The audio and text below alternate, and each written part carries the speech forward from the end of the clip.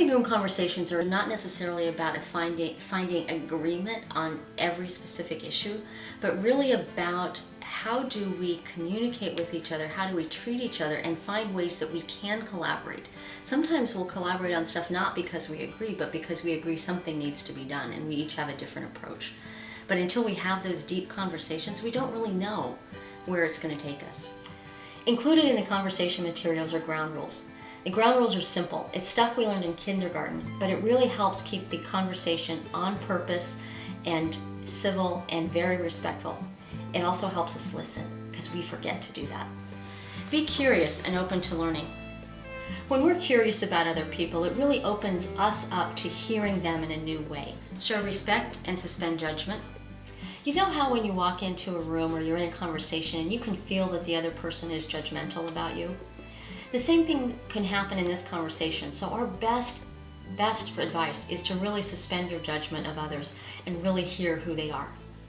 Look for common ground. As a human being, we have a tendency to look for what's wrong. One of the things that's special about this conversation is we want to look for what do we have in common and what's right so that we can do more of that. Be authentic and welcome that from others. Authenticity is one of the most desirable assets we have as human beings.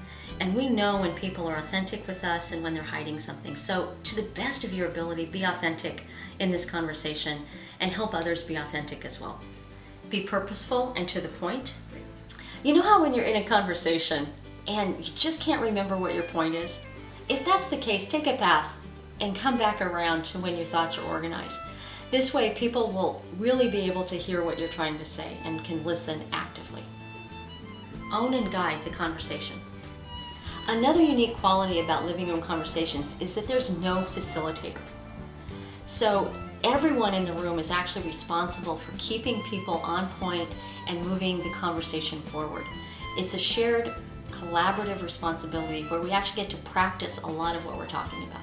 These common sense ground rules really provide a sense of safety so that your friends and your friends of friends can have a great conversation.